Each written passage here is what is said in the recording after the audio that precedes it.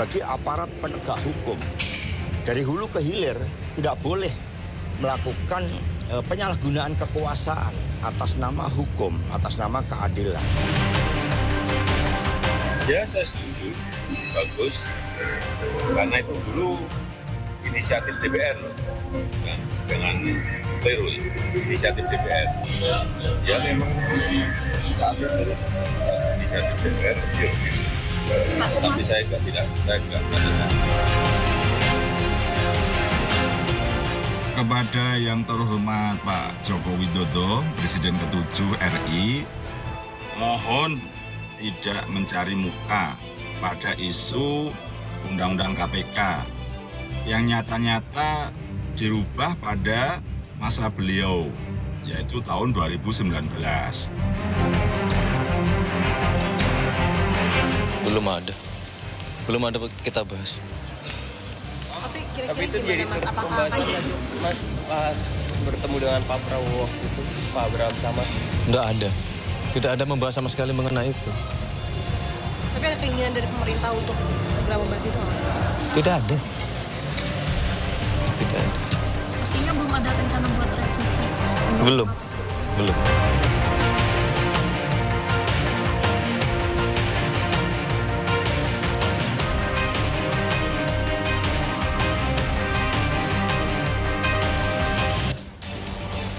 Disiarkan langsung dari Studio 2 CNN Indonesia. Inilah Head to Head with Elvira.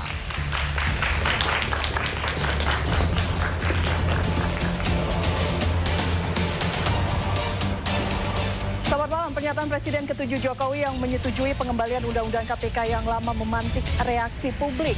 Apalagi Jokowi sebut revisi Undang-Undang KPK merupakan inisiatif DPR kala itu dan ia tidak ikut menandatangani ketika menjabat pada tahun 2019. Betulkah Jokowi tidak ikut terlibat dalam revisi Undang-Undang KPK? Apa kemudian langkah strategis ke depan yang bisa dilakukan untuk memperkuat lembaga anti rasuah KPK dan upaya pemberantasan korupsi di tanah air? Untuk membahasnya sudah hadir bersama kami. Saya undang yang pertama Wakil Ketua KPK periode 2015-2019, Laude M. Syarif. Selamat malam Bang Laude. Apa kabar Bang? Silakan Bang Laude. Dan juga saya undang politikus PDIP Ferdinand Huta Hayan. Selamat malam, Bang Ferdinand. Silakan Bang. Silakan. Dan juga sudah hadir bersama kami politikus PSI, Ade Armando. Bang Ade, selamat malam.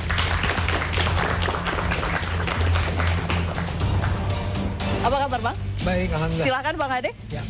Dan juga saya undang Sekjen Projo Freddy Damanik. Bang Freddy, selamat malam. Beda tampilannya malam ini. Silakan Pak Freddy. Dan juga di sebelah kanan kami sudah hadir pakar hukum tata negara Ferry Amsari. Udah Ferry, selamat malam. Dan juga pengamat politik Adi Praitno di sebelah kiri kita. Selamat malam Mas Adi Prait. Dan juga terima kasih untuk teman-teman dari Universitas Bina Nusantara jurusan Ilmu Komunikasi yang sudah hadir di sini malam hari ini. Terima kasih ya teman-teman sudah hadir bersama kami. Menjadi polemik kemudian siapa yang merevisi Undang-Undang KPK, siapa yang bertanggung jawab dan apakah ada yang cuci tangan? Saya ke PDIP terlebih dahulu. Karena yang disebut adalah ini inisiatif DPR. Ya. Ada beberapa nama yang mengusulkan saat itu adalah politikus PDIP. Jadi yang benar versi PDIP atau versinya Pak Jokowi? Silakan. Ini kan masyarakat sekarang disuguhi dua informasi ya, yang satu pihak menyatakan tidak terlibat dan PD Perjuangan menyatakan bahwa semua ini adalah Jokowi. Kalau kita mengumpulkan pasal-pasal informasi yang ada di tengah publik, pertama kita harus juga mendengar kesaksian Sekjen PD Perjuangan Hasto Kristianto yang menyatakan pada saat proses upaya revisi Undang-Undang KPK itu bahwa Jokowi mengutus seorang menteri bertemu dengan beliau dan di sana pembicaraan itu videonya kan sudah beredar juga di media sosial, video pengakuan dari Mas Hasto tersebut itu salah satu video yang disimpan waktu itu dibawa oleh Bukoni sampai ke Rusia untuk diamankan di sana.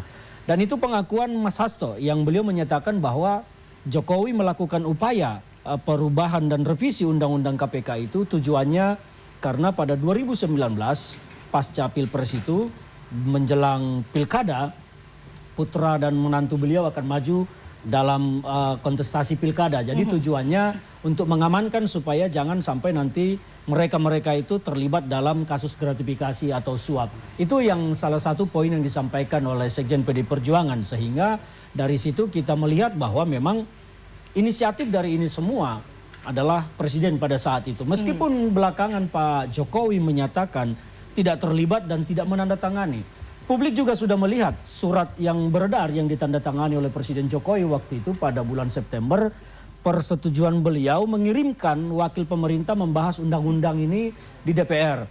Artinya kalau Presiden sudah mengirimkan surat yang mewakili pemerintah untuk membahas revisi tersebut, berarti Presiden dan pemerintah yang dipimpinnya setuju melakukan revisi. Jadi kalau Pak Jokowi menyatakan tidak terlibat, tidak setuju dan tidak menandatangan, saya pikir itu hanya sebuah gerakan buang badan, cuci tangan, supaya isu tentang pemberantasan korupsi memang yang digandrungi oleh masyarakat itu terlihat Jokowi menjadi seorang pahlawan. Padahal kalau kita mengumpulkan semua informasi yang ada bahwa Jokowi adalah aktor di balik itu. Dan kita juga melihat situasi di KPK pada 2019 tersebut ketika undang-undang itu kemudian disahkan oleh DPR RI diketok palu, di mana diketok palu itu artinya telah bersepakat pemerintah dan DPR dan legislatif sesuai konstitusi.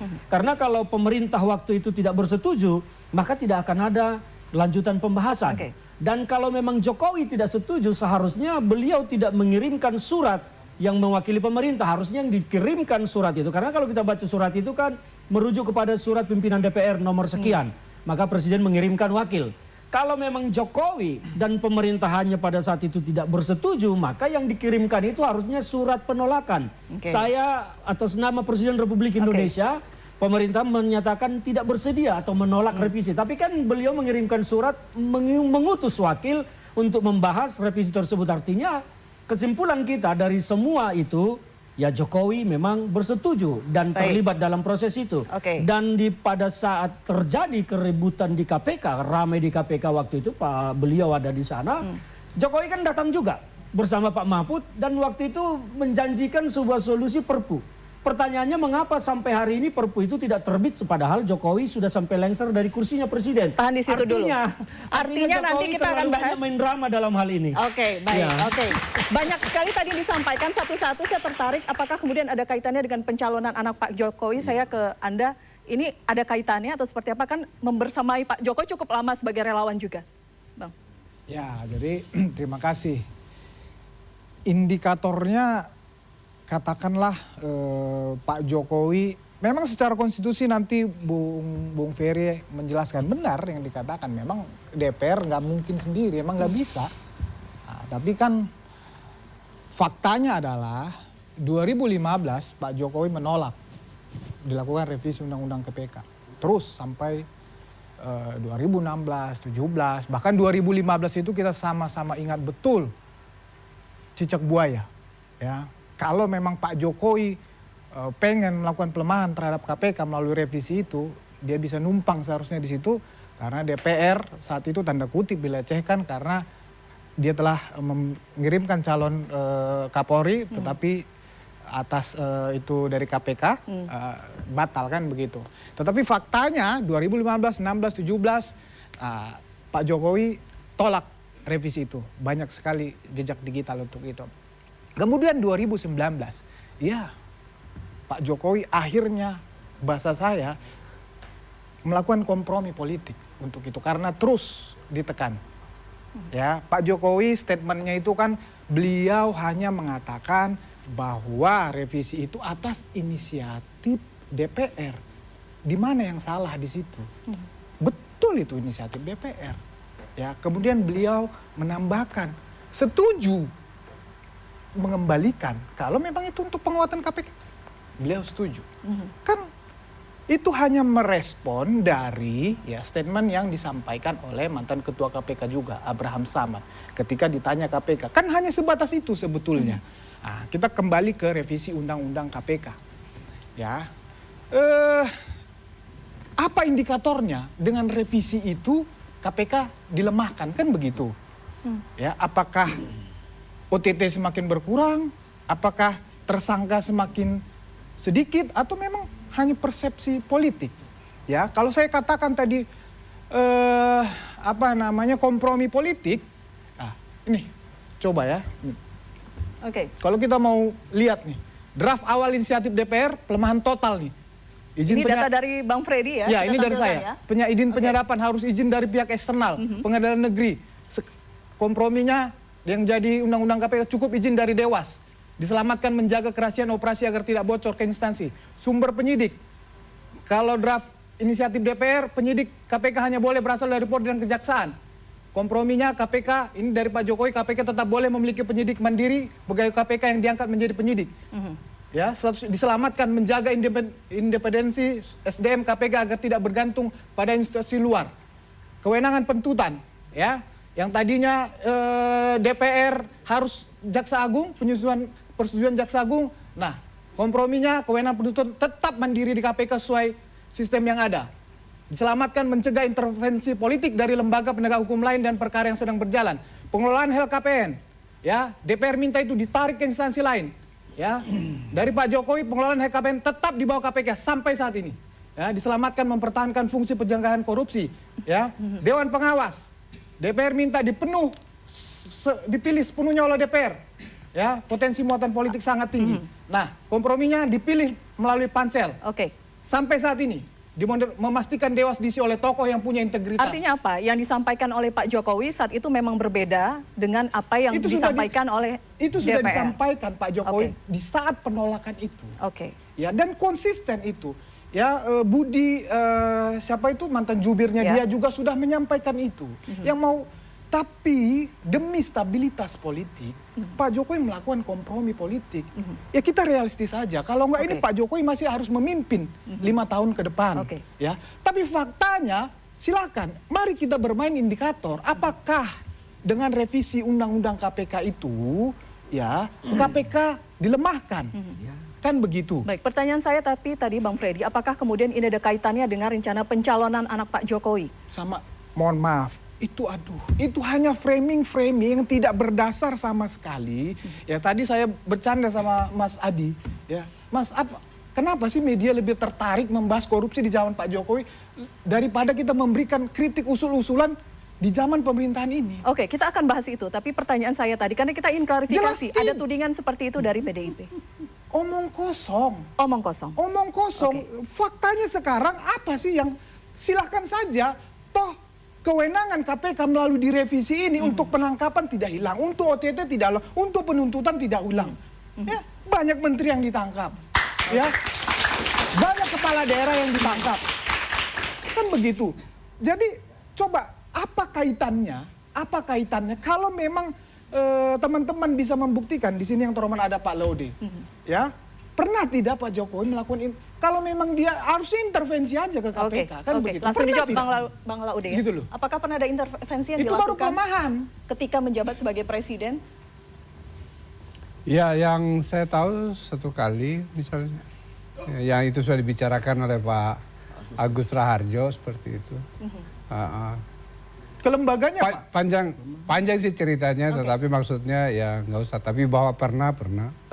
Pernah seperti itu. Kelembagaannya kalau misalnya mau apa ukurannya gitu kan, ukurannya jelas sekali. Pada waktu saya di KPK 2019, Corruption Perception Index kita paling tinggi selama sejarah Indonesia, 40. Kita punya datanya, bisa ditampilkan di plasma ya, tahun 2019. Bisa 40 setelah itu. Ketika diubah undang-undang KPK, dia drop menjadi 37. Hari ini berapa? 34. Jadi Pak Jokowi dia mulai dengan berapa itu? Dia mulai dari tahun waktu itu dari 37. 34 Pak. Iya 34 pertama ya, periode pertama. Habis 37 perkara, habis itu sampai 40. Jadi dalam periode keduanya itu kontribusi Pak Jokowi tiada sama sekali. Zero. Karena setelah itu. Sekarang menjadi apa? Dia kembali menjadi 34.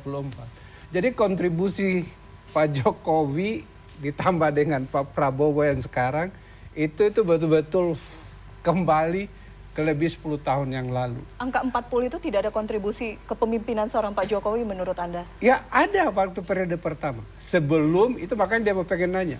Sebelum dia mengubah undang-undang KPK. Setelah diubah dia langsung drop. Itu pertama. Itu indikatornya Itu ya? salah satu Oke. indikator dan Dijawab nggak bisa tadi ya. dibantah. Mau jungkir balik pun itu nggak bisa dibantah. Boleh saya potong, Pak? Ya, Tunggu nggak usah sebentar. dulu. Nomor 2, menempatkan orang komisioner yang bermasalah.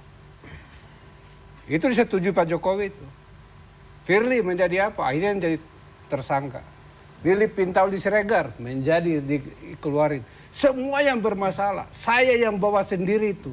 Rekam jejaknya. Pak, tolong ini Firly jangan. Karena apa? Karena pada waktu kami dia sudah melanggar etik 2 kali. Sampai dia harus dikembalikan ke Polri. Kita bawa ke Seknek gitu. Dipilih juga. Mungkin kamu tidak tahu itu. Saya bawa semuanya, termasuk lampir dari PHK, termasuk Lili. Ini orang-orang yang bermasalah. Berarti sudah dideteksi dari awal, sudah masuk radar. Sudah diberitahu. Apalagi soal Tapi tutup Firly. mata waktu itu sana. Ya waktu itu terus terang sampai saya masih ingat waktu itu saya mau ketemu Pak Pratik, nggak bisa ketemu, akhirnya ketemu Pak Muldoko. Pergi Pak KSP Muldoko. waktu itu ya? Hah? Pak Muldoko KSP ya, Kepala KSP waktu Staf itu. Kepresidenan. Tolong ini ada catatan terakhir yang hari ini baru kita dapat soal pimpinan KPK ini. Saya pergi ke sana. Suratnya sudah dikirim ke DPR, nggak bisa lagi. Jadi banyak sekali sebenarnya yang di dalam itu dan saya yakin itu betul-betul dirancang ingin dilemahkan KPK itu. Itu sudah dirancang. Dan kebetulan mengapa itu saya paling tidak suka ke Pak Jokowi itu gara-gara 2 hal. Selalu dia tidak mau bertanggung jawab. Dia lemparkan tanggung jawab itu ke orang lain. Bukan cuma undang-undang KPK, undang-undang CK juga seperti itu. Saya masih ingat ketika undang-undang CK waktu itu sudah selesai diketok.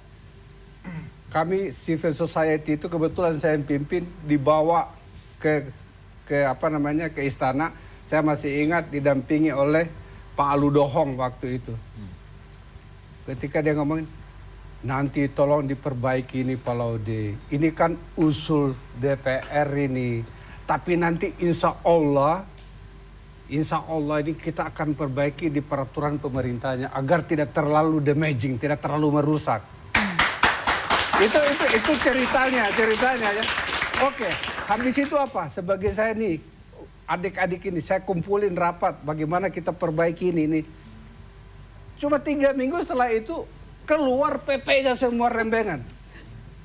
Jadi yang mulia Bapak Jokowi itu begitu terus. Dia tidak mau menerima tanggung jawab. Suka sekali melempar tanggung jawab itu kepada orang lain. Oh saya nggak tahu. Sering sekali tuh. You can check it. Di mana saja.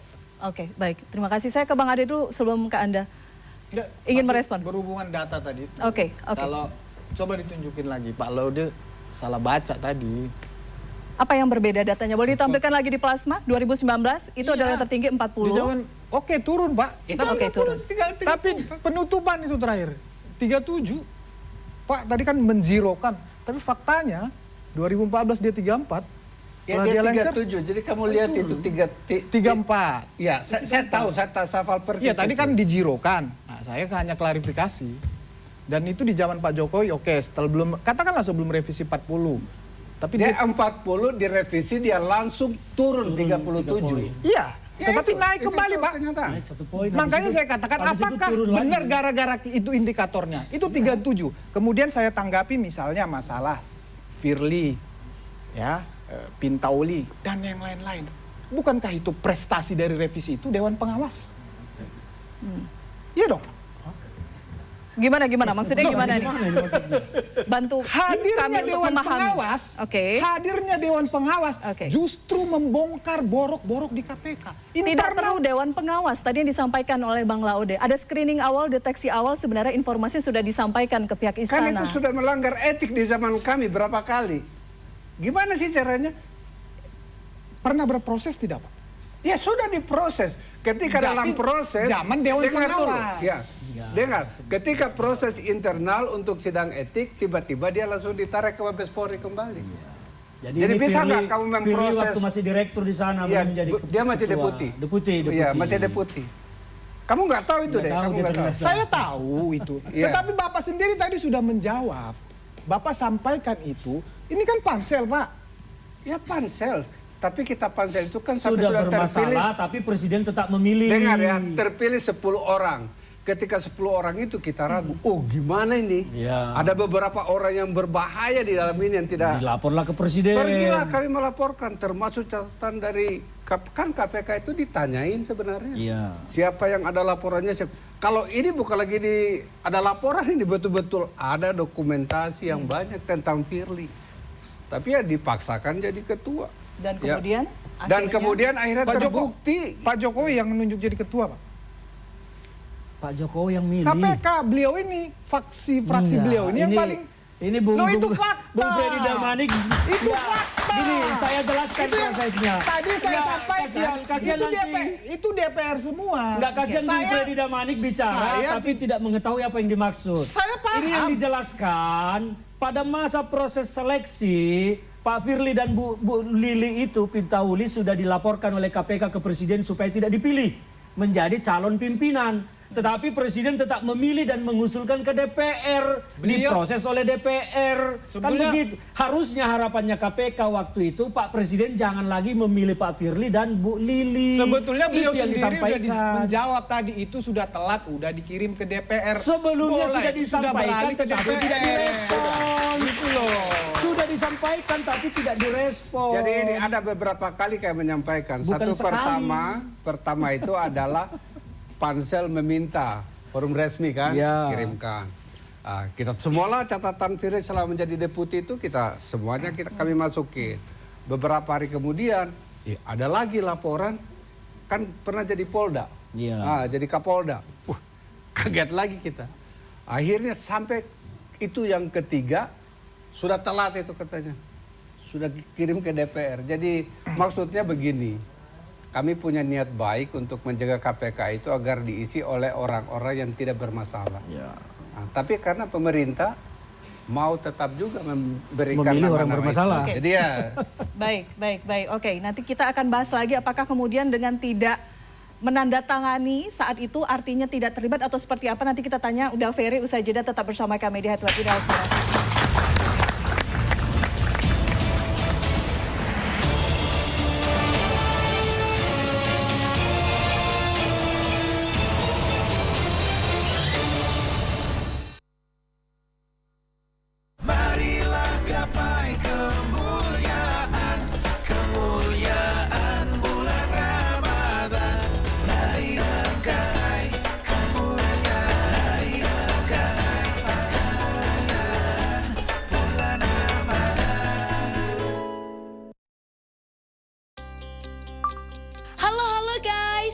Desain baru buruan di check out sekarang ya guys. Ultra Flu dan batuk dengan formula khusus membantu meredakan gejala flu disertai batuk, kembali beraksi tanpa gangguan.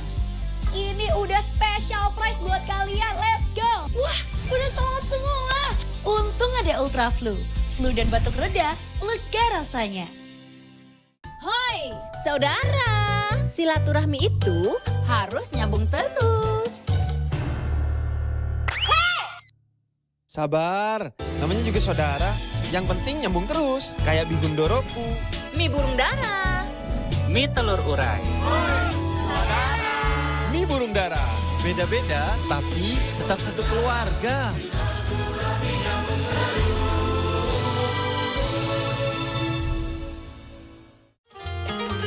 Jejak penyebaran Islam mengalun dari Sabang sampai Merauke, dari pesisir hingga pegunungan, dan dari kota hingga pelosok negeri. Islam hadir dengan damai, menyatu dalam tradisi, tumbuh lewat dakwah dan kesenian. Nilai-nilainya membentuk wajah Nusantara tanpa mencabut akar budaya yang telah hidup turun-temurun. Saksikan jejak Islam menelusuri warisan iman yang tetap hidup dan menginspirasi Indonesia. Ikuti perkembangan informasi terhangat bersama CNN Indonesia di penghujung hari Anda. Kami hadirkan rangkaian peristiwa yang terjadi hari ini. Militer Amerika Serikat menyerang Venezuela dan menangkap Presiden Nicolas Maduro dengan tuduhan konspirasi narkoterorisme. Saksikan Redaksi Malam CNN Indonesia, Selasa sampai Sabtu jam 12 malam lewat 15 menit di Trans 7 dan CNN Indonesia.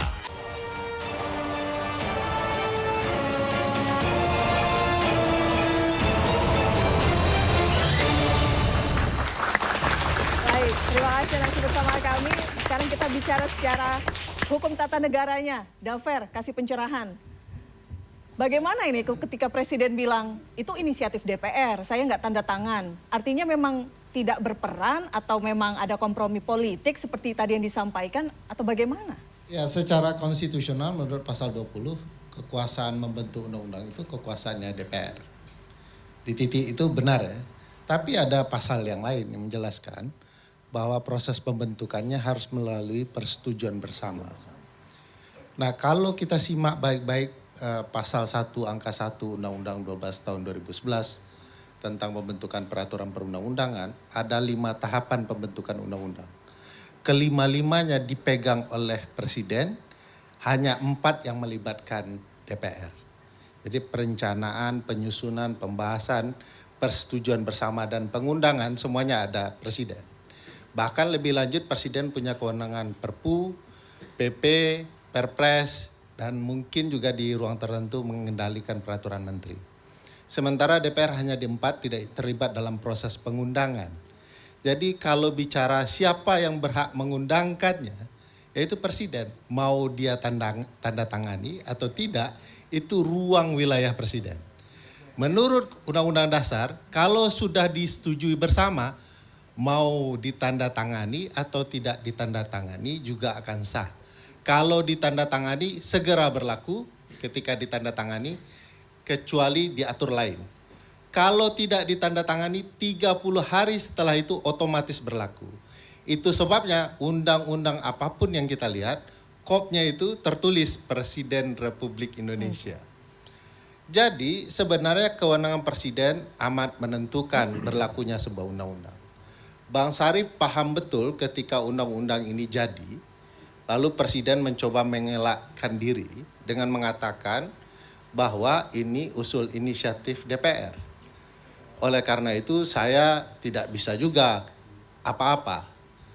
Kalau Bang Sarif ingat, salah satu audiens yang bertemu Presiden ketika itu adalah saya. Beliau juga hadir. Saya bilang kepada Presiden, Pak Presiden, tolong keluarkan Perpu untuk membatalkan undang-undang ini karena undang-undang ini merusak KPK. Saya jelaskan kenapa merusak ya. Nanti. Tapi begitu Presiden mendengarkan permintaan itu, dia mengatakan, lah kalau saya kemudian keluarkan Perpu, nanti Perpu itu akan dibahas di periode sidang berikutnya dari DPR. Kalau ditolak selesai. Saya jawab lagi, tidak ada persoalan Pak. Kalau Bapak keluarkan Perpu lalu kemudian digagalkan oleh DPR, tidak ada masalah. Kami jadi tahu sesuatu, yaitu Bapak standingnya bersama publik, bukan bersama DPR. Sampai hari itu sampai hari ini Presiden tidak menjawab. Kenapa dia tidak mengeluarkan Perpu supaya kami mengetahui standingnya di mana? Bersama masyarakat, menolak undang-undang, atau bersama DPR dengan tidak mengeluarkan Perpu. Jadi saya memahami bahwa selain DPR yang punya keinginan, jelas Presiden. Sebagai pemilik kewenangan di 5 tahapan, Presiden yang menentukan. Bahkan di titik awal pembahasan undang-undang, ketika Presiden tidak mengeluarkan surat Presiden untuk mengirim perwakilannya membahas undang-undang, selesai itu, tidak ada pembahasan sama sekali.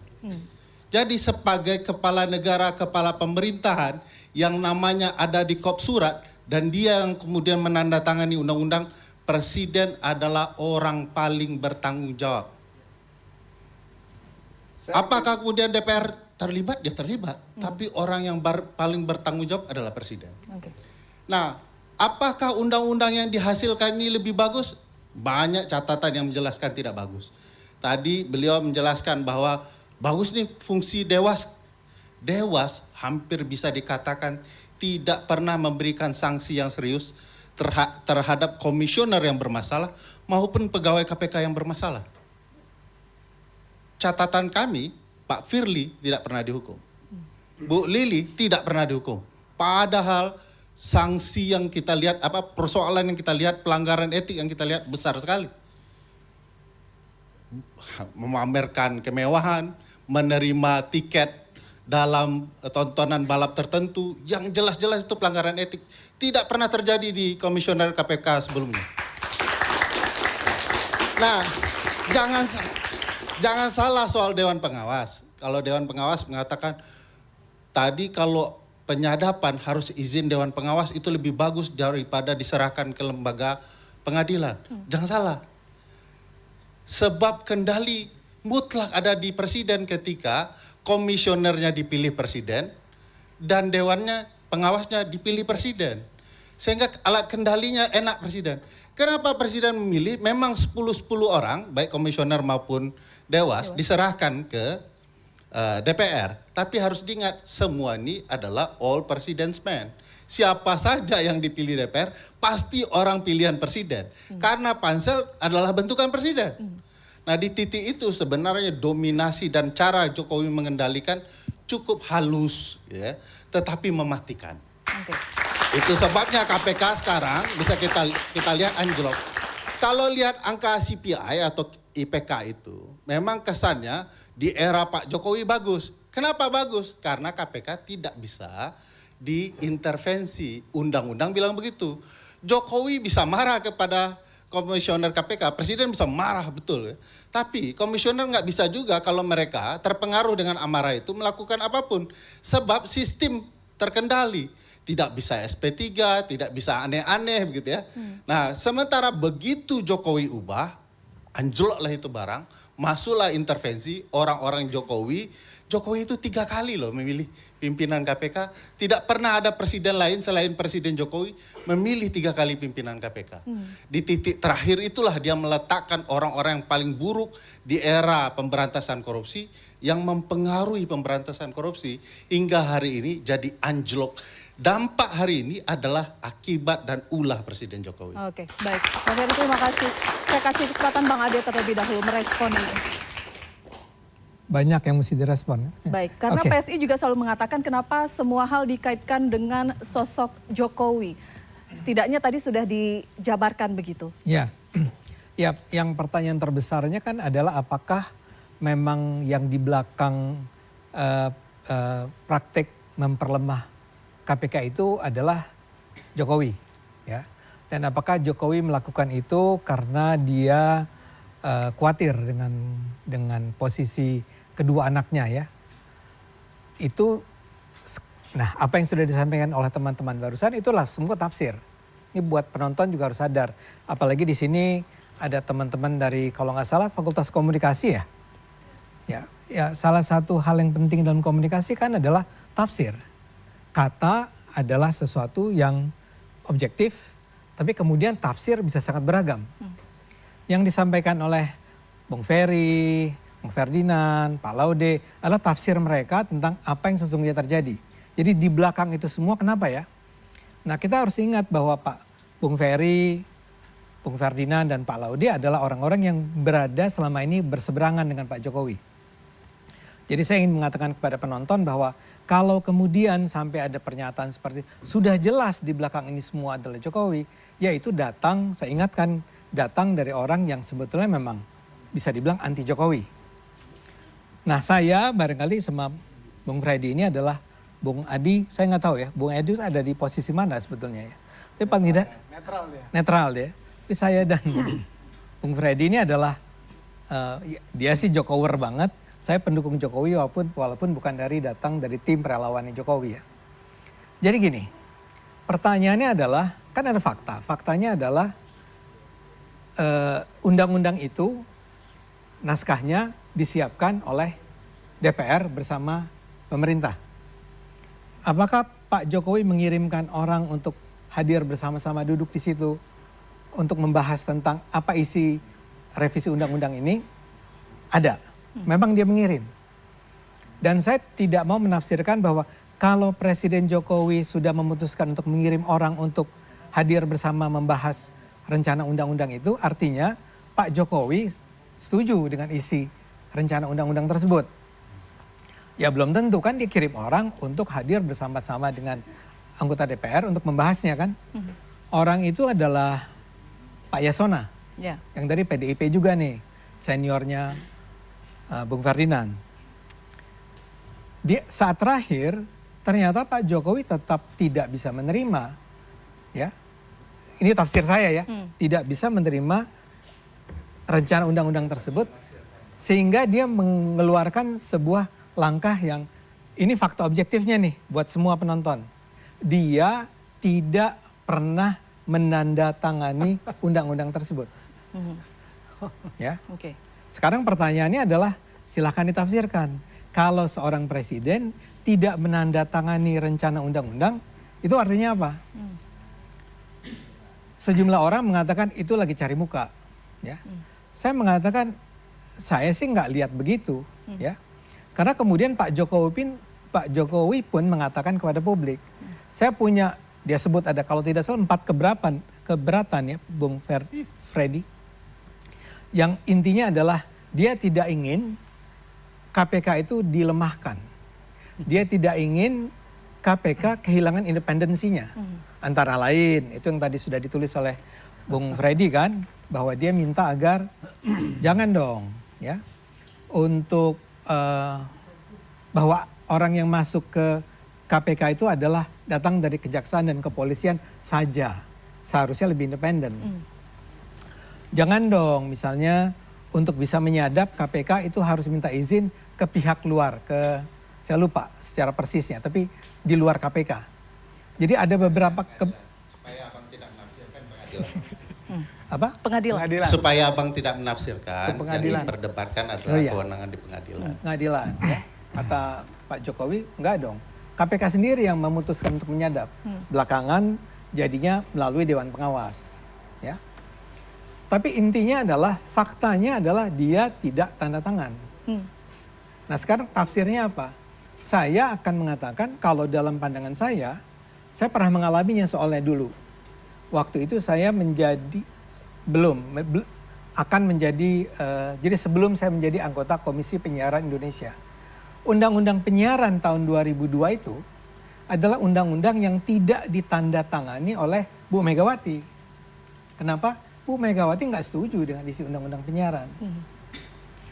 Dan akhirnya tetap dinyatakan berlaku karena 30 hari setelah itu dikeluarkan dari DPR, yang nggak ada, sama sekali tidak berpengaruh apakah seorang presiden tanda tangan atau tidak tanda tangan. Dan menurut Anda itu kemudian sama begitu ya, undang-undang penyiaran dan undang-undang KPK. Ya, kira-kira logikanya adalah karena saya nggak tahu apakah ada undang-undang lain yang juga tidak ditandatangani oleh presiden yang lain. Tapi yang ini itu tidak ditandatangani oleh Pak Jokowi. Kesimpulannya Pak Jokowi tidak setuju dengan sebagian, tidak semua ya, sebagian isi undang-undang KPK tersebut. Jadi ini adalah sikap begitu ya Bang Ade ya? Sikap, itu tafsir.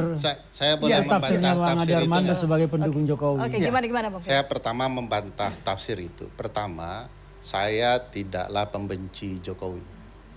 Saya hanya menjelaskan perspektif konstitusional. Makanya saya sebut pasal-pasal. Dan pengetahuan serta pengalaman saya bertemu Jokowi. Sebelum Bang Ade terlalu cinta sama Jokowi, saya sudah selesai dengan Jokowi. Itu tafsir juga? Ya, oke. Tapi saya sebut pasal-pasalnya. Anda kan tidak mengerti pasal-pasalnya sehingga tidak sebutkan. Nah, salah satu penegasan adalah kekuasaan dan kewenangan presiden sebagai kepala negara dan kepala pemerintahan adalah di ruang legislasi. Dia sangat menentukan.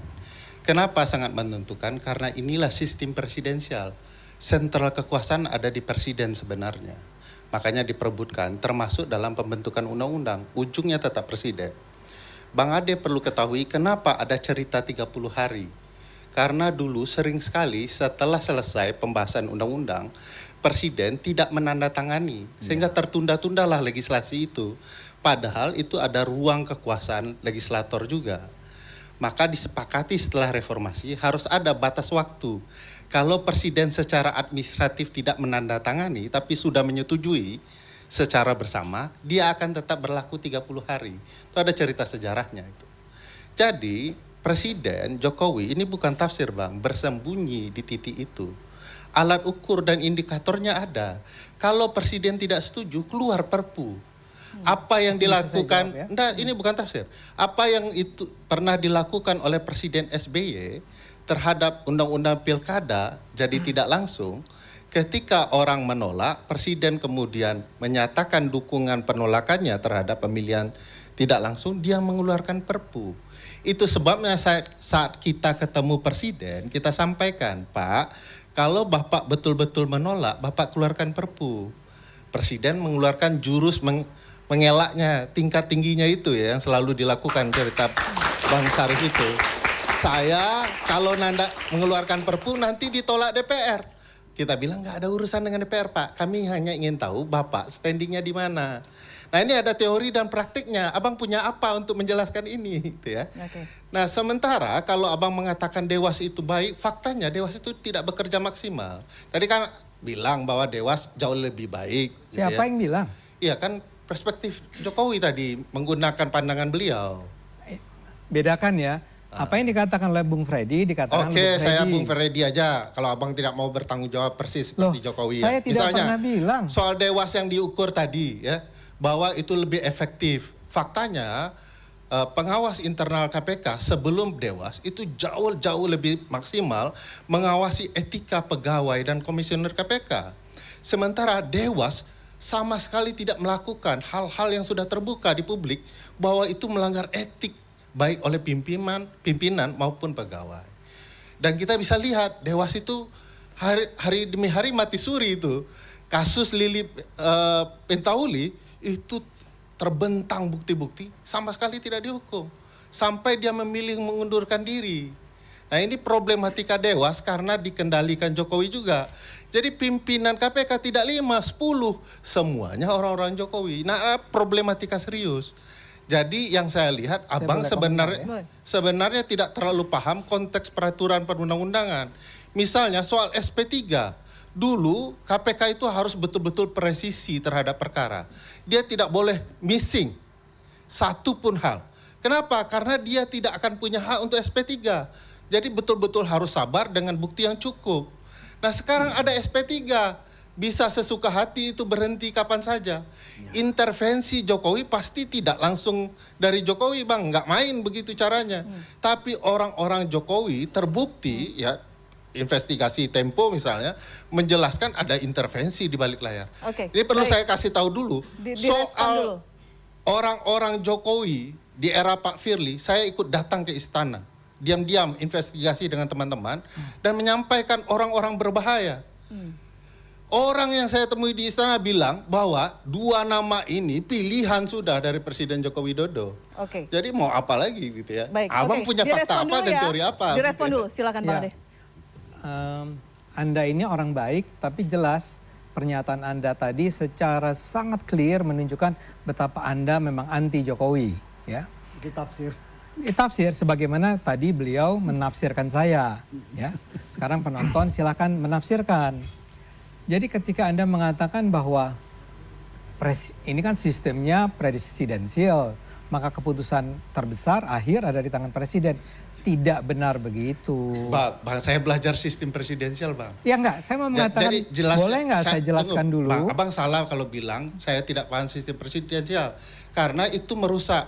Ya, karena saya ngajar lembaga kepresidenan, Bang. Ya. Kalau abang bilang begitu, mahasiswa saya protes. Abang ngerti tidak beda sistem presidensial dan parlementer apa?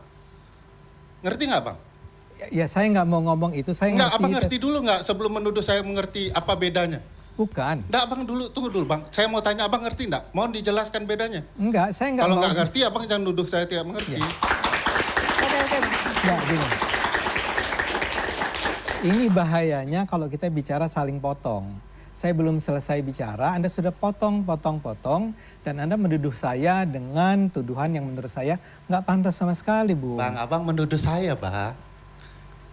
Bang, diskusi biasa saja. Iya, enggak. Jangan khawatir dengan potong-memotong, ini demokrasi. Enggak, iya, Bu. Jangan khawatir, jangan mengatakan orang memotong diskusi bermasalah, sementara Anda tidak punya isinya. Ya. Jadi Ya, saya oke. mengatakan, ya terima kasih juga, Ya, Bang. ya. Saya terima kasih, saya tapi terima jangan kasih. Abang bilang memotong Saya tidak ada. terima Mari kasih. bicara substansinya apa. Oke, substansi saya adalah biar bagaimanapun keputusan untuk memutuskan undang-undang tersebut adanya di tangan DPR. Presiden menandatangani persetujuannya. Presiden tidak menandatanganinya. Artinya Presiden Jokowi pada tahun 2019 menyatakan saya tidak setuju sama undang-undang KPK ini. Itu adalah fakta yang jelas. Mbak Elvira, saya boleh potong di bagian itu enggak? Karena penting kesesatan ini dijelaskan. Ini apa namanya, karena ini ditonton oleh banyak orang ya. dan ditonton oleh seluruh Indonesia.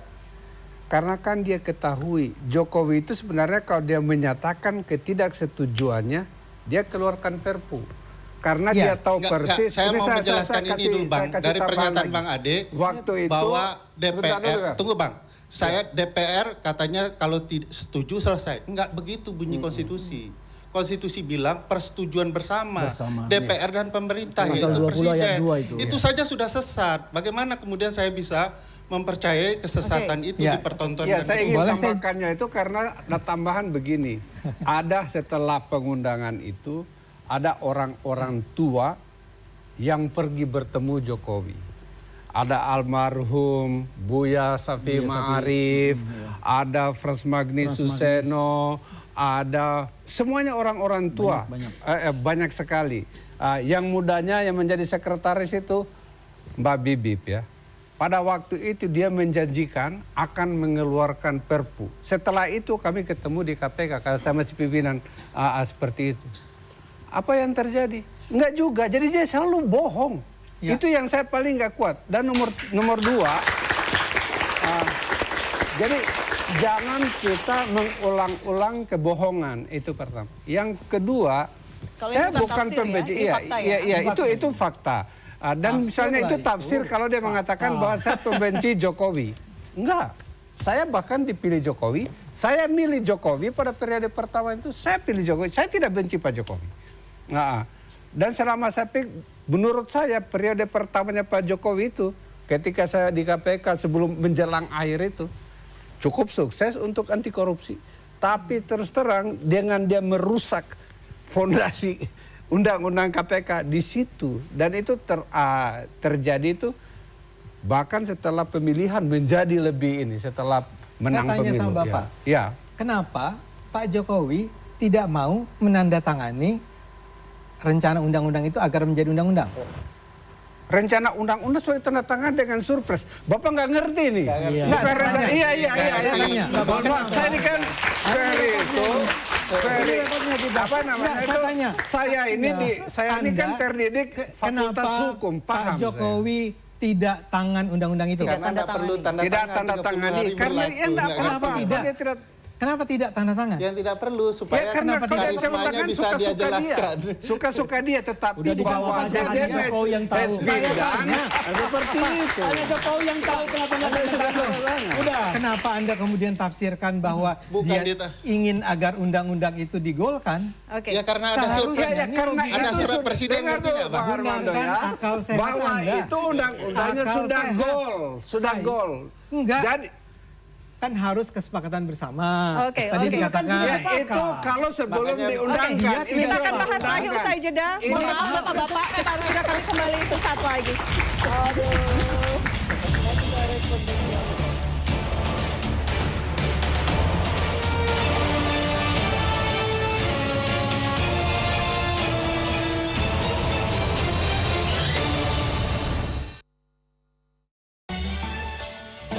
Awali pagi di bulan suci dengan dialog penyejuk hati bersama mengkaji tuntunan nasihat dalam kitab Nasoihul Ibad karya Syekh Nawawi Al-Bantani. Maka kata Imam Nawawi, kalau kamu di pagi hari saat menghadapi realita hidupmu yang sempit, jangan kamu dengan mudah itu mengadukan kondisi hidupmu.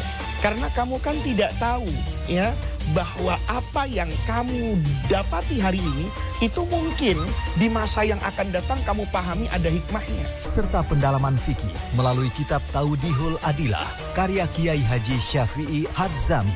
Nah, di dalam Al-Quran itu digunakannya Rabb, tidak digunakan Allahumma. Tetapi di dalam hadis, di dalam doa-doa digunakannya Allahumma. Saksikan Gapai Kemuliaan Ramadan setiap hari selama Ramadan jam 5 pagi di CNN Indonesia. Gak ada waktu untuk sakit. Pekerjaan harus segera selesai.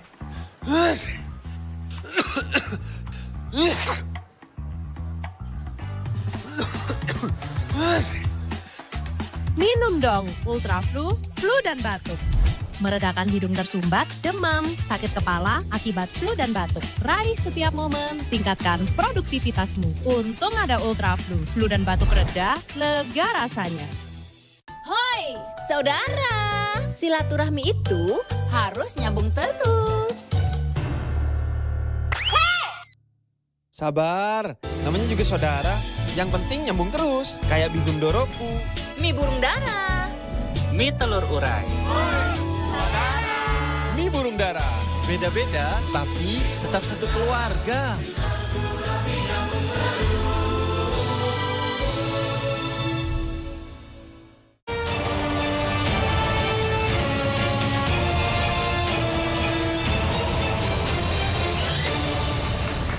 Oke, baik. Terima kasih Anda masih bersama kami. Kami juga mengundang Anda penonton YouTube CNN Indonesia untuk mengajukan pertanyaan untuk narasumber yang hadir bersama kami. Nanti akan dijawab gitu ya oleh narasumber. Sekarang saya kasih kesempatan ke Mas Adi Pray. Belum ngobrol, belum bicara dari tadi. Kalau tadi dari sisi hukum, sekarang kita ngomong tentang politiknya. Secara gambaran, secara lisan disampaikan oleh Pak Jokowi, secara politik dibacanya seperti apa ini Mas Adi Pray? Ya pertama saya tegaskan posisi duduk saya itu di tengah Elvira, tidak di kanan dan tidak di kiri. Iya, di tengah mahasiswa maksudnya ya. Tapi satu baris Mas. Tapi begini secara prinsip ya, kalau segala apapun yang dibicarakan oleh Jokowi itu selalu memantik satu engagement dan perdebatan yang tidak berkesudahan. Jangankan soal statementnya terkait dengan KPK, terkait dengan apapun statement di PSI, mau berhenti urusan politik, kembali menjadi warga negara biasa, per hari ini sekalipun, itu terus menjadi percakapan yang saya kira kalau kita cek rata-rata secara umum, engagementnya di media sosial, termasuk di kalangan publik secara umum, itu memang selalu memantik satu perdebatan. Ada yang kontra, ada yang pro, dan seterusnya. Yang kedua tentu pernyataan Pak Jokowi terkait dengan setuju untuk mengembalikan undang-undang KPK ke yang lama, ini kan bersayap. Satu sisi Jokowi setuju terhadap penguatan KPK dengan mengembalikan kepada undang-undang KPK yang lama, tapi pada saat yang bersamaan mention bahwa persoalan revisi undang-undang KPK nomor 19 2019 itu hanya inisiatif DPR dan Pak Jokowi tidak ikut tanda tangan. Padahal kalau kita mau cek rata-rata secara umum, sepanjang perdebatan terkait dengan revisi Undang-Undang KPK, tidak ada satupun yang berdiri bersama dengan aktivis mahasiswa, kelompok-kelompok aktivis dan pegiat demokrasi untuk menolak revisi Undang-Undang KPK yang terjadi saat itu. Kebetulan saya membersamai sejumlah kawan-kawan aktivis menolak revisi Undang-Undang KPK saat itu yang menurut keyakinan kami, bukan menurut keyakinan saya ya, menurut keyakinan kami itu adalah bagian dari upaya untuk mempreteli sejumlah kewenangan-kewenangan KPK yang tidak seperti dahulu kala. Saya misalnya tidak pernah melihat bagaimana unsur dari pemerintah, selevel menteri ataupun departemen yang memiliki posisi politik yang sama dengan iman kita yang menolak revisi itu. Apalagi kawan-kawan DPR. Satu pun tidak ada yang memberikan statement bahwa revisi Undang-Undang KPK 2019 itu dianggap mengkebiri hak dan kewenangan yang dimiliki oleh KPK. Jadi kesimpulan saya sebenarnya revisi Undang-Undang KPK ini adalah dosa kolektif, eksekutif dan DPR. Tapi statementnya Pak Jokowi itu seakan-akan ini dosa DPR loh, eksekutif tidak ikut-ikutan. Itu yang kemudian menjadi ramai. Karena yang dibayangkan publik secara umum, kalau memang revisi Undang-Undang KPK itu tidak disetujui oleh eksekutif, nggak perlu kirim menteri untuk ikut pembahasan, boikot aja. Biarkan saja DPR itu rapat, biarkan saja DPR itu voting, biarkan saja DPR itu mengesahkan seluruh undang-undang yang poin per poinnya itu kontroversial dan diprotes oleh publik. Yang paling penting adalah posisi politik eksekutif, pemerintah, presiden, dan menteri tidak ikut campur dalam persoalan-persoalan itu. Sekalipun dalam undang-undang sudah disebutkan, tanpa ikut sekalipun, tidak ada tanda tangan presiden sekalipun, per 30 hari undang-undang itu sudah dinyatakan sah. Kan itu yang sebenarnya membuat kenapa ramai. Kalau ini dosa bersama, kolektif kolegial, nggak perlu dong menganggap satu misalnya dianggap tidak berkontribusi terkait dengan revisi Undang-Undang KPK, tapi pada saat yang bersamaan menyalahkan pihak yang lain. Saya membayangkan Elvira, kalau Pak Jokowi ngomong setuju dengan mengembalikan, memperkuat KPK kepada undang-undang yang lama, titik. saya kira perdebatannya tidak akan ada panjang seperti ini. Tapi kalau ada titik koma yang bikin undang-undang DPR loh, inisiatifnya DPR loh, awak tidak ikut tanda tangan, ramai. Makanya kawan-kawan DPR di luar PDIP, kalau PDIP menyerang Pak Jokowi wajar. Ini kan soal luka hati yang belum ada obatnya hingga hari ini. Tapi kalau partai-partai politik yang lain, Golkar statement, PKB statement, kemudian partai yang lain statement, itu untuk menegaskan, loh proses-proses politik yang terkait dengan revisi undang-undang KPK, ada kok di situ unsurnya, semua setuju, sami'na wa ta'na, eksekutif dan legislatif sama-sama memberikan proses. Dan bahkan menteri yang hadir dalam proses revisi undang-undang KPK, nggak jelas posisi politiknya mau menolak pasal per pasal dari sekian banyak yang ditolak oleh kelompok-kelompok aktivis dan pegiat demokrasi. Yang ingin saya tegaskan adalah karena ini adalah peristiwa masa lampau, satu sisi Pak Jokowi ingin bilang seakan-akan tidak setuju pada posisi revisi undang-undang KPK, tapi bagi kawan-kawan DPR nggak bisa begitu dong ceritanya. Dulu ini sawaun fakot, satu kongsi. Yang ketiga menurut saya yang paling penting dalam sistem presidensialisme ada yang disebut dengan presidential toolbox. Jadi presiden itu punya instrumen segala-galanya, melampaui partai, melampaui DPR, dan melampaui yang lainnya. Dan presiden itu nggak perlu takut kepada DPR. Karena presiden itu tidak dipilih oleh DPR. Meskipun presidennya bukan ketua umum partai. Betul. Karena dalam sistem presidensialisme multipartai, yang boleh memprotes, yang boleh mengaudit, dan bahkan mengambil kewenangan yang dimiliki oleh presiden, adalah hak yang dimiliki oleh rakyat secara langsung. DPR tidak bisa dalam konteks itu. Mas Adi, jika posisinya adalah, kan publik melihatnya seakan-akan presiden dalam posisi tidak berdaya karena satu, tidak memiliki partai politik begitu ya, bukan ketum partai. Kedua, memang kesepakatan semua partai sehingga akhirnya mengikuti, tapi bentuk sikapnya adalah tidak menandatangani. Nah, bagi saya statement Pak Jokowi yang bilang tidak ikut tanda tangan revisi Undang-Undang KPK 2019, itu kan ingin menunjukkan bahwa Pak Jokowi itu adalah minority presiden dalam konteks presidensialisme multipartai. Apa itu minority presiden? Presidennya memang menang, dipilih secara langsung oleh rakyat, tapi dukungan parlemennya saat itu seakan-akan tidak berpihak kepada Pak Jokowi. Padahal di atas rata-rata, kalau kita melihat dalam sistem koalisi, dalam sistem presidensialisme, hari ini bisa berbeda sikap politiknya terkait dengan revisi Undang-Undang KPK, tapi pada undang-undang yang lain bisa bersepakat. Contohnya Cipta Kerja, contohnya soal revisi undang-undang yang lain. Nah, yang jadi ramai itu karena Pak Jokowi itu dianggap tidak mau melihat secara utuh bahwa proses terkait dengan revisi Undang-Undang KPK itu sebenarnya adalah kolektif kolegial, eksekutif dan legislatif saat itu masih satu mazhab dan satu kekuatan politik bersama. Menjadi ramai Elvira karena pecah kongsi 2024, jadi perdebatan apapun, hal-hal yang disampaikan secara eksplisit oleh Pak Jokowi panjang sepanjang-panjangnya dan tentu saja pastinya tidak akan berkutu. Dan saya membayangkan kalau Pak Jokowi tidak bikin manuver politik jelang 2024, rasa-rasanya revisi Undang-Undang 2019 ini tidak akan sepanjang dan segaduh ini. Saya membayangkan seperti itu. Jadi memang intensi politiknya dalam konteks ini memang kita tidak bisa nafikan sama sekali. Posisi duduk, soal positioning, itu turut bisa menjelaskan bagaimana setiap statement Pak Jokowi dalam banyak hal itu adalah posisi-posisi politik yang dalam banyak hal beririsan tebal dengan kelompok-kelompok yang anti. Saya membayangkan misalnya kalau Pak Jokowi tidak pecah kongsi dengan PDIP, pasti yang paling depan membela Pak Jokowi hari ini kawan-kawan PDIP. Betul. PSI itu nggak perlu capek-capek untuk membela itu. Tapi kan ada kecenderungan per hari ini yang cuman solid ya, selalu konsisten membela Pak Jokowi. Kalau nggak Bung Freddy Damani, ya Bang Ade Armando. Yang lain-lain sudah tidak ada. Terkesan memang ya pembela-pembela Pak Jokowi udah mulai nggak ada nih. Bahkan partai-partai dulu yang sangat koalisional ya, sikoh, sami'na wa ta'na dengan Pak Jokowi, semuanya kelihatan mulai balik badan. Itulah yang kemudian betapa posisi politik dalam konteks membangun argumentasi dalam statement-statement politik Pak Jokowi dalam banyak hal memang turut menjelaskan bagaimana argumentasi itu disampaikan. Saya kira di situ Elvira. Boleh? Oke, boleh. Ya, saya mau tanggapin sedikit Bung Adi sama udah Ferry ya. Jadi saya mau bilang begini.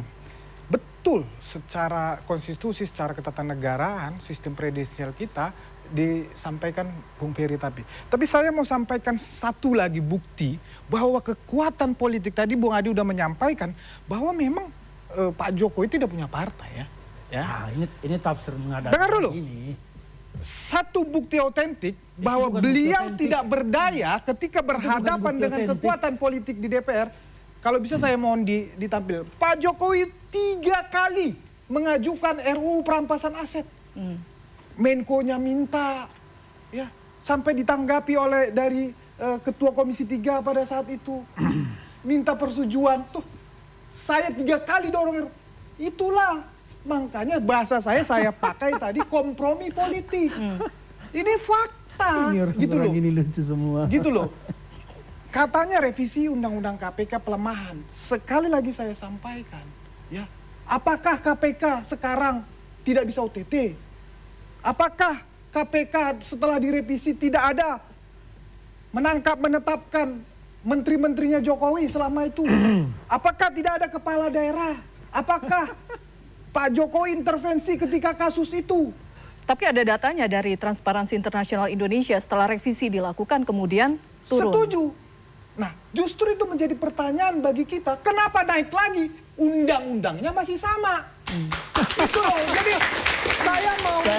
Ayo kita lihat secara Kita lihat secara objektif. Ini juga itu Sekretaris Kabinet. Ini fakta yang tidak bisa kita nafikan. Publik harus melihat ini gitu loh. Baik. Ya, saya mau tanggapi sebelum saya menanggapi Bung Freddy, saya kembali ke Abang Ade Armando tadi soal undang-undang penyiaran. Bung Ade Armando ini menafsirkan secara sesat, keliru. Ada perbedaan yang sangat mendasar dan sangat berbeda sekali kontras antara sikap Jokowi di Undang-Undang KPK dan Bu Megawati di Undang-Undang Penyiaran.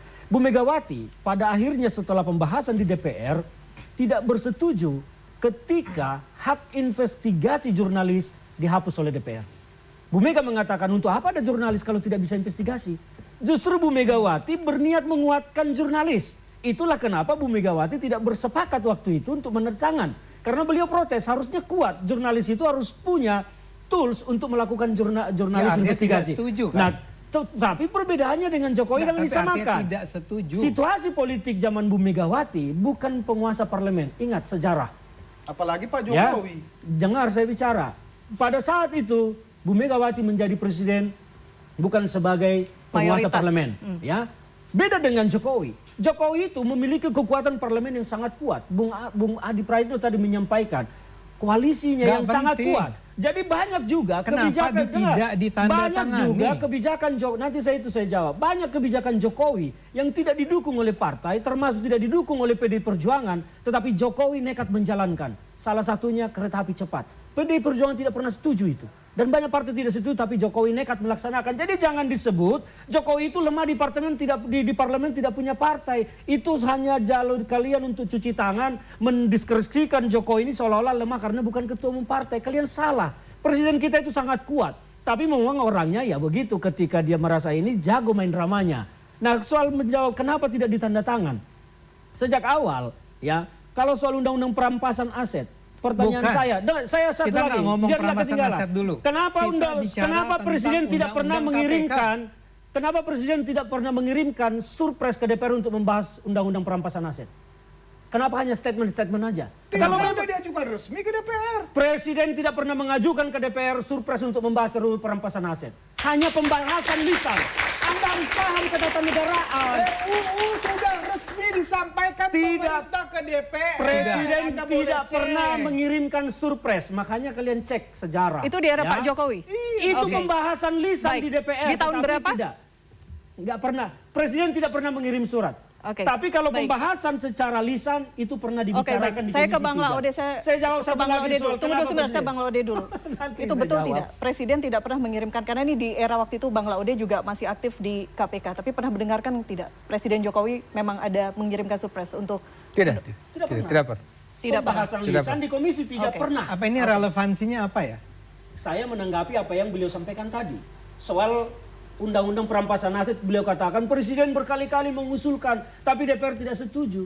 Faktanya bahwa Presiden tidak pernah mengusulkan secara resmi. Itu disampaikan oleh Pak Freddy Damani, pendukung setia Jokowi. Bukan Pak Mahfud, ingat itu yang kita bahas bahwa ada pembahasan lisan di Komisi 3, betul. tetapi Presiden belum pernah sekalipun mengusulkan ke DPR Tapi artinya, untuk membahas RUU pemerintah perampasan aset. sudah menyampaikan ke Mengapa DPR. Presiden tidak mengirimkan surat? Pak Mahfud waktu itu bilang tolonglah teman-teman DPR. Pertanyaannya, kali mengapa ini- Presiden tidak mengirimkan saja surpres ke DPR? Poin saya adalah dia ingin agar itu dibicarakan. Tapi Pak Kan sudah Bambang waktu itu dibicarakan di bilang, Komisi 3. Pak Bambang bilang bahwa ini urusan ketua umum, bukan Korea. Makanya supaya itu menjadi urusan parlemen, harusnya Presiden mengirim surat. Kalian jangan berlindung di balik itu semua. Enggak, Jokowi saya ini tidak paling ingin. lihai berbicara.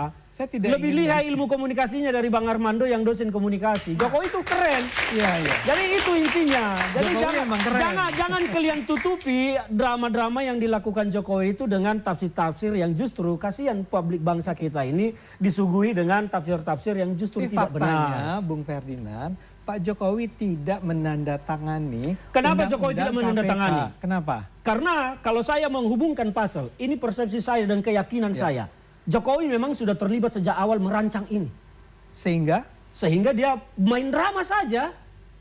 Pernyataan Hasto mengatakan bahwa sejak awal Jokowi sudah mengirimkan menteri untuk membahas ini, bahkan sampai Itu Pak bicara Yasona. soal pelumas untuk meloloskan itu. Itu Pak Yasona adalah Pak menterinya Yasona adalah menteri PDIP. di kabinetnya Jokowi. Kalau kalian bicara tentang pemerintahan, jangan bicara Yasona orang PDIP. Memang orang PDIP itu Nggak, jadi tunduknya ke siapa? saya Ke ulang presiden ya. atau Jadi ke partai? bicara Anda tuh kira-kira gini. Sejak awal sebetulnya Pak Jokowi ingin agar ada revisi Sudah. undang-undang. Sejak Pengakuan awal ya. Sekjen PDI Perjuangan Hasto Kristianto menyatakan sebelum itu dilakukan proses, Sudah. utusan Jokowi sudah mendatangi Pak Hasto.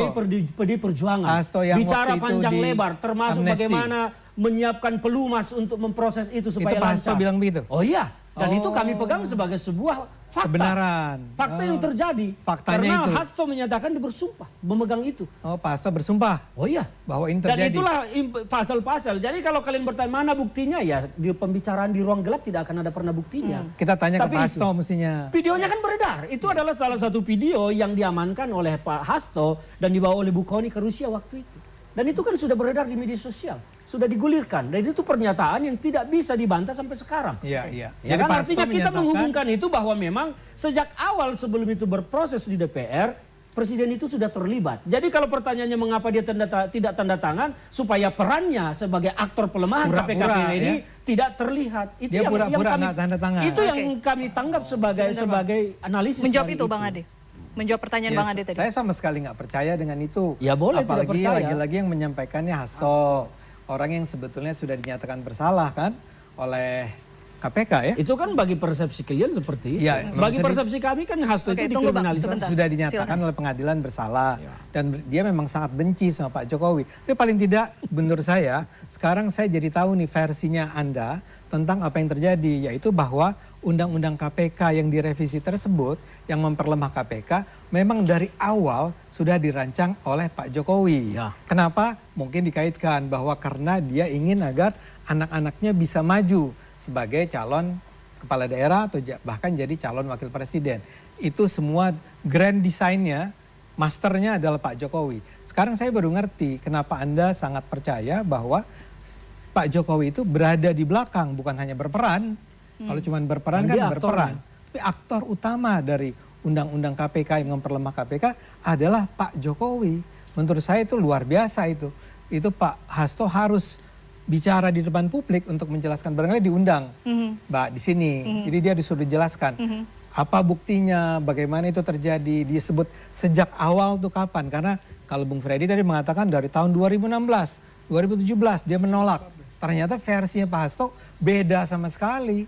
Pak Hasto bilang bahwa 2016, 2017 Hasto ada di belakang Pak Jokowi, ada di belakang proses itu semua. Itu sebetulnya penting buat Indonesia. Saya setuju Bung Ferdinand. Penting sekali. Oke. Mungkin saya jawab sedikit ya soal proses yang lama. Kan sebenarnya kalau kita mau merevisi undang-undang kesehatan, harusnya Menteri Kesehatan dikonsultasi gitu kan.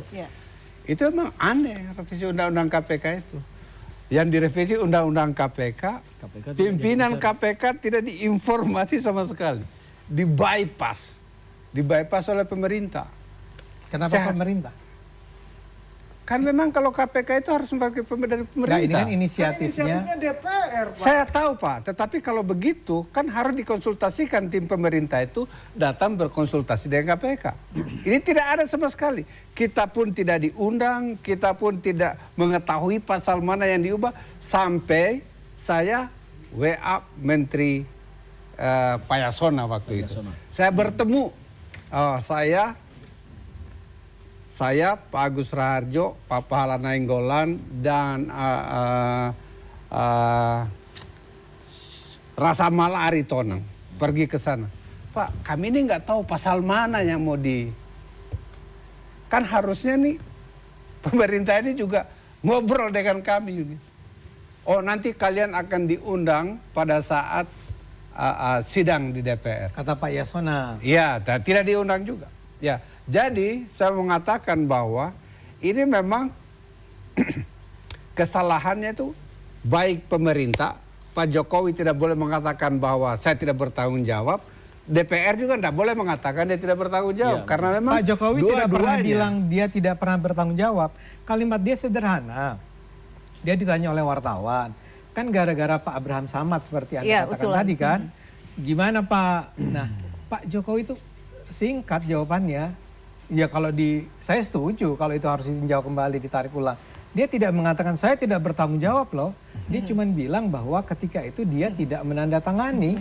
Jadi kalau dia punya niat seperti itu dari awal, dia harus sekurang-kurangnya utusan dia yang mewakili pemerintah ke DPR itu konsultasi juga dengan KPK. Ya, Pak Yasona. Sekali, nggak usah 5 kali gitu. Karena itu kan ada usai jeda ya Bang ya, usai jeda kami jeda dulu, head-to-head udah Elvira akan kembali sesaat lagi.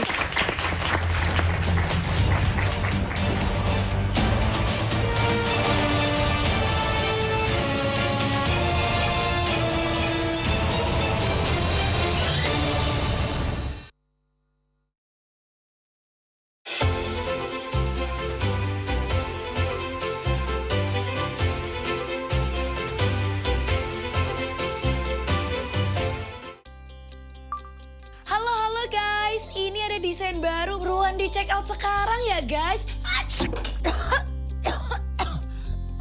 Ultra Flu, flu dan batuk dengan formula khusus membantu meredakan gejala flu disertai batuk, kembali beraksi tanpa gangguan. Ini udah special price buat kalian, let's go. Wah, udah sold out semua. Untung ada Ultra Flu, flu dan batuk reda, lega rasanya. Ramadan, bulan penuh rahmat dan ampunan. Nasihat ulama menyejukkan hati dan menuntun jiwa. Bersama Kiai Haji Ma'ruf Amin. Siapa yang berusaha menuju jalan kami, saya akan tunjukkan. Saksikan Kultum Kemuliaan Ramadan setiap hari menjelang berbuka puasa selama bulan Ramadan di CNN Indonesia. Ikuti perkembangan informasi terhangat bersama CNN Indonesia di penghujung hari Anda. Kami hadirkan rangkaian peristiwa yang terjadi hari ini. Militer Amerika Serikat menyerang Venezuela dan menangkap Presiden Nicolas Maduro dengan tuduhan konspirasi narko-terorisme. Saksikan Redaksi Malam CNN Indonesia Selasa sampai Sabtu jam 12 malam lewat 15 menit di Trans 7 dan CNN Indonesia. Marilah gapai kemuliaan, kemuliaan bulan Ramadan. Marilah gapai kemuliaan, kemuliaan bulan Ramadan.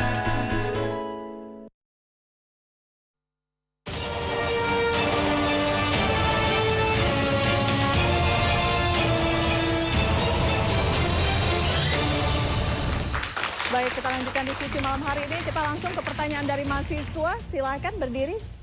Ditujukan untuk siapa? Selamat malam. Nama saya Faiz dari BINUS University dari jurusan Marketing Komunikasi. Saya mau bertanya untuk Pak Ferdi. Pak Freddy. Ya, saya mau nanya, jika Presiden hanya mengikuti mekanisme konstitusional, mengapa beliau tidak menggunakan hak veto politik, misal dengan menolak atau menunda pengesahan revisi UU KPK di tengah gelombang demonstran mahasiswa? Terima kasih. Ini suara mahasiswa, silakan Bang Freddy. Ya. Itu bukan pertanyaan dari Uda Ferry kan? Betul. Tadi saya bisikkan. Kan pembisik Jokowi banyak, pembisik mahasiswa juga banyak. Silakan Bang. Kan tadi udah disampaikan bahwa ini adalah inisiatif DPR. Ya, tadi Pak Laude juga ini begitu cepatnya, begitu kilatnya, ya sehingga yang dilakukan Pak Jokowi ini bahasa saya ya. Yang dilakukan Pak Jokowi hanya bisa kompromi politik supaya ya draft yang disampaikan DPR itu tidak goal sepenuhnya, tetapi mengajukan bahwa ya saya sampaikan tadi supaya KPK tetap bisa tidak dilemahkan. Dan saya melihat oke, indikator persepsi tadi ya itu tidak semata-mata karena katakanlah revisi undang-undang KPK itu, tetapi banyak indikator-indikator lainnya. Nah, yang menjadi masalah adalah sekarang kan di framing, dibangun persepsi politik, persepsi publik bahwa akibat revisi undang-undang KPK tersebut, ya Jokowi melemahkan KPK. Jadi Pak Jokowi sudah jawab, itu bukan inisiatif pemerintah tapi inisiatif Pertanyaannya DPR. tadi, kenapa Kan sudah Pak saya Jokowi jawab, tidak menggunakan haknya, misalnya meminta menunda, itu kan sudah ngambang dari tadi itu. Kenapa Jokowi misalnya tidak meminta menunda saja gitu? Itu aja dijawab. Saya sudah jawab, itu Jawabannya kompromi politik karena memang itu inisiatif inisiatif DPR. Berarti Jadi Jokowi setuju juga Berarti setuju dengan cara kompromi. Bahasa saya memang begitu. Oke. Berarti memang Jokowi setuju dengan cara kompromi. Kompromi politik, makanya Pak Jokowi menghadirkan surpres dengan artinya tadi saya setuju dengan kompromi atau setuju dengan catatan, kan itu berarti. Iya, tapi tidak karena semua. Menurut Adinda ini harusnya Jokowi bisa menggunakan hak politiknya meminta DPR menunda membahas. Mengapa Jokowi tidak memilih meminta DPR menunda, tetapi menurut Bung Freddy memilih kompromi politik dengan DPR. Iya, karena artinya setuju dengan catatan. Jadi Jokowi jangan dibilang nggak setuju 2015, 2016, 2017, 2018 Jokowi konsisten menolak itu. Tapi demi stabilitas politik karena ini DPR tidak bisa terbendung lagi, itu saya sudah sampaikan tadi. Ya, jadi harus dibangun kompromi politik dan itulah hasilnya. Oke, baik. Itu ya jawabannya ya, kompromi politik, kompromi politik. Di dalam nanti Bung Feril tidak ada hak veto itu. Ya, di dalam konstitusi jangan kita. terjemahkan hak veto, tapi hak politiknya Jokowi kan bisa meminta Oke, saya harus menunda. bergerak ke pertanyaan selanjutnya. Jadi kesimpulannya adalah karena kompromi politik. Yes. Oke, baik. Semoga menjawab ya. Saya harus ke pertanyaan selanjutnya dari penonton YouTube CNN Indonesia dari Preti Naura. Saya ke Anda, jika undang-undang dikembalikan ke versi lama, apakah itu cukup memulihkan independensi KPK, Bang? Ya, secara operasional banyak keuntungannya. Karena terus terang KPK itu menjadi percontohan dunia ya. Betul. Karena mereka itu sangat envy.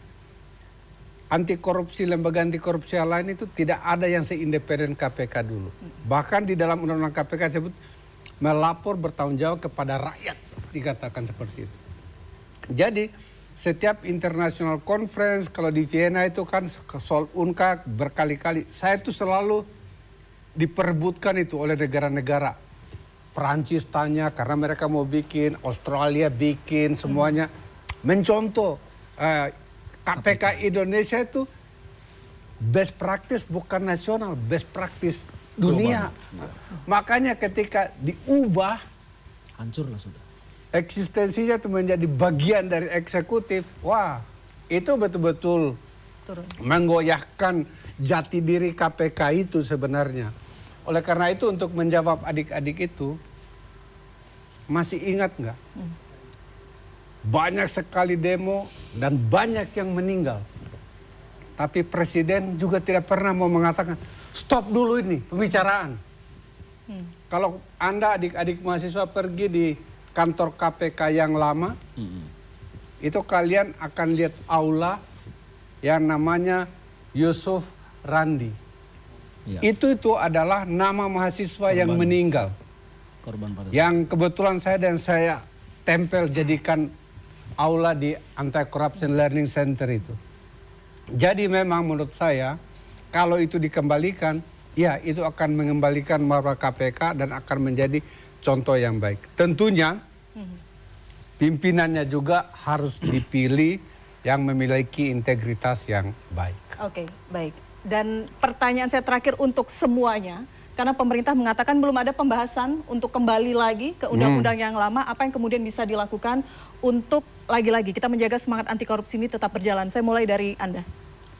Ya saya kira sederhana ya, ini kan kita itu tidak perlu meratapi susu yang sudah tumpah. Persoalan ingin mengembalikan kepada undang-undang KPK ini kan anggaplah peristiwa historis. Yang paling mungkin saat ini adalah upaya-upaya serius dengan adanya undang-undang yang memang sudah saat ini sudah digunakan, yaitu hasil undang-undang revisi KPK 2019.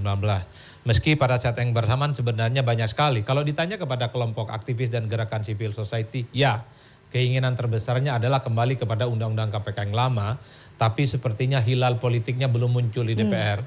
Karena per hari ini tak ada satupun partai politik dan anggota Dewan statement soal pentingnya untuk mengembalikan kepada undang-undang KPK yang lama. Bahkan Istana ketika di doorstop soal wacana ini bicaranya tidak kelihatan memberikan bahwa ini akan dibahas tahun 2026 ataupun di masa-masa yang akan datang.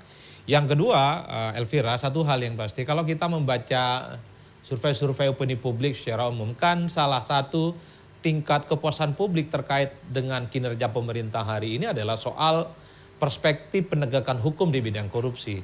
Sesuatu hal yang agak sedikit berbeda dengan Jokowi.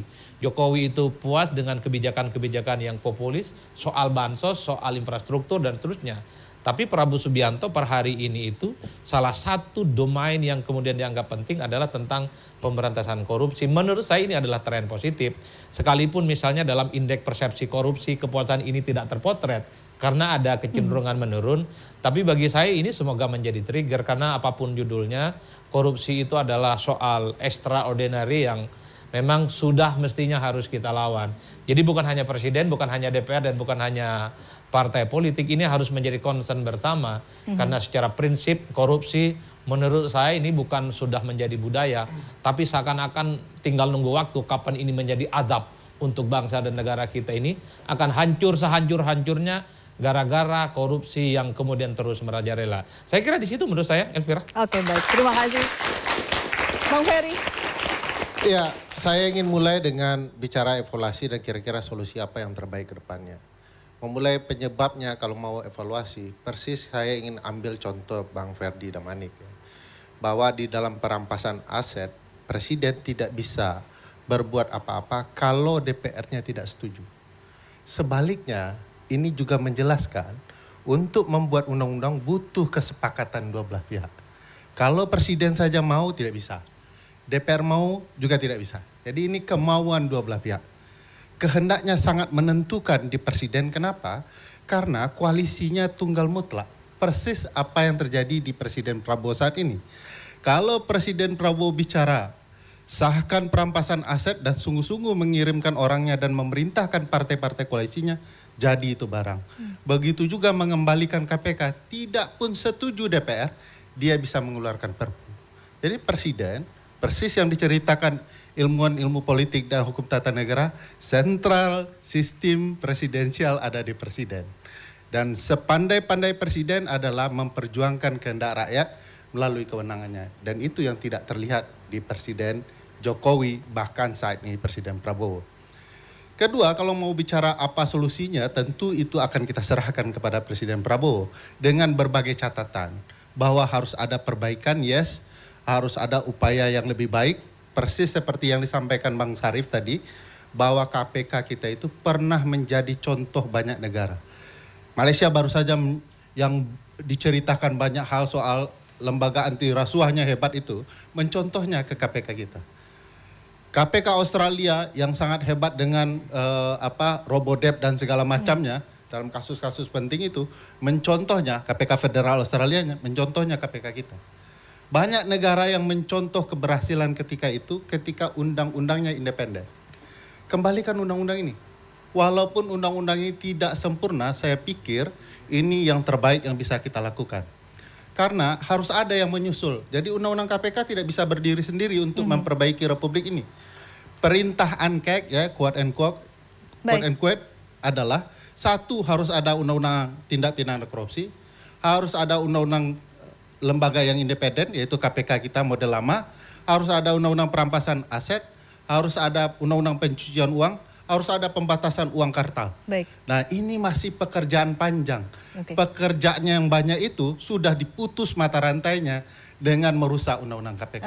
Jadi kalau Presiden Prabowo daripada omong-omong cerita mengejar koruptor ke Antartika, dia keluarkan Perpu besok pagi, semua orang di isu pemberantasan korupsi hormat ke dia.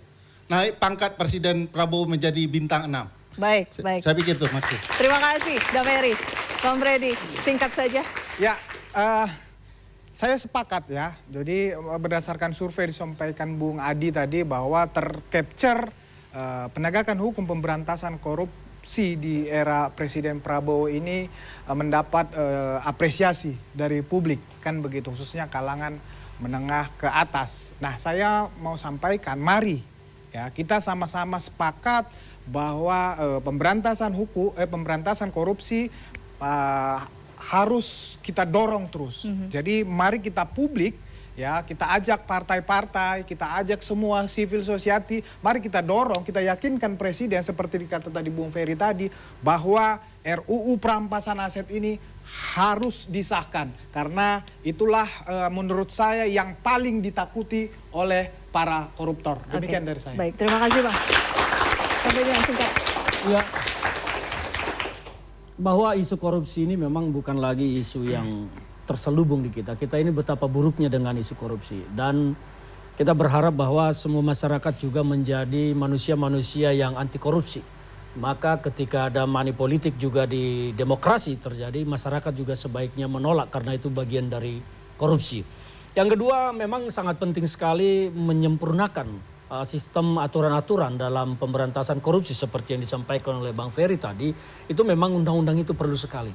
Perampasan aset, pembatasan uang kartal, dan pencucian uang itu semua harus diperkuat. Tetapi saya akan tetap menyuarakan satu poin yang paling penting yang harus kita lakukan kalau kita mau serius memberantas korupsi adalah merevisi ancaman dalam pasal-pasal tipikor yang selama ini selalu diancam pidana paling sedikit sekian tahun, paling tinggi sekian tahun. Disinilah ruang negosiasi di penuntutan dan divonis antara terdakwa dengan jaksa dengan hakim sehingga vonis itu bisa timpang di satu kasus dengan kasus yang lain.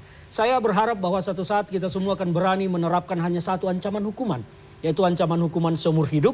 Ketika dia memang bersalah, tidak ada tawar-menawar tuntutan, tidak ada tawar-menawar vonis, vonisnya adalah seumur hidup. Maka kita akan menjadi negara yang konsisten untuk serius memberantas korupsi dan itu akan menjadi menakutkan bagi para koruptor-koruptor. Itu dari saya. Baik, terima kasih Bang Ferdinand. Bang Adi? Ya. Pertama adalah saya sebagai pendukung Pak Jokowi ya, dan saya rasa saya juga akan didukung nih oleh banyak para pendukung Jokowi. Kita juga merasa bersepakat dengan Pak Jokowi ketika mengatakan kita tidak keberatan kalau undang-undang KPK itu harus direvisi kembali ya. Kita tahu bahwa itu butuh waktu lama tapi kita setuju dengan itu.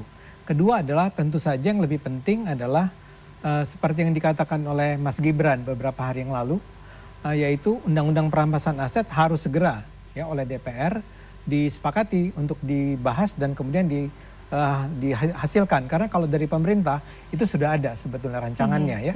Jadi undang-undang perampasan aset itu penting untuk memiskinkan para koruptor, dan hanya dengan cara memiskinkan koruptor itulah saya rasa para calon-calon koruptor akan berhenti berpikir untuk merampok uang rakyat. Oke, baik. Terima kasih. Itu juga kita kawal bersama. Sebagai penutup. Ya, sebagai penutup ya saya berharap bahwa kalau kita lihat semua platform partai politik itu pasti ada anti korupsinya. Tapi kan janji-janji terus ini. Tidak pernah konkret. Ya, salah satunya itu undang-undang perampasan aset. Seharusnya segera diundangkan. Itu konkret itu. Cuma sayangnya saya baru dengar lagi nih. Kan undang-undang perampasan aset itu sekurang-kurangnya ada pasal yang mengatur tentang illicit enrichment, memperkaya diri dengan tidak sah, unexplained wealth, satu kekayaan tidak bisa dijelaskan asal usulnya agar itu bisa dirampas negara. Katanya hilang itu barang dari draftnya. Oleh karena itu saya minta kepada pemerintah dan DPR, tolong dong dikeluarkan itu draft terakhir RUU perampasan aset itu agar kita lihat, agar tidak kita nanti dijanji-janji terus ternyata keluar undang-undang perampasan aset tapi yang paling pentingnya malah nggak ada. Seperti itu. Jadi memang daripada hanya bicara lebih bagus bekerja. Terima kasih. Baik. Terima kasih Bang Laode. Kita juga akan kawal ya rancangan undang-undang perampasan aset. Saya tutup wacana pengembalian undang-undang KPK jangan hanya jadi cerita. Penguatan KPK dan pemberantasan korupsi harus menjadi semangat bersama. Karena tanpa lembaga yang kuat dan berwibawa, pemberantasan korupsi hanya slogan semata. Saya Elvira Karunisa, kita jumpa lagi pekan depan di Head to Head with Elvira. Selamat malam.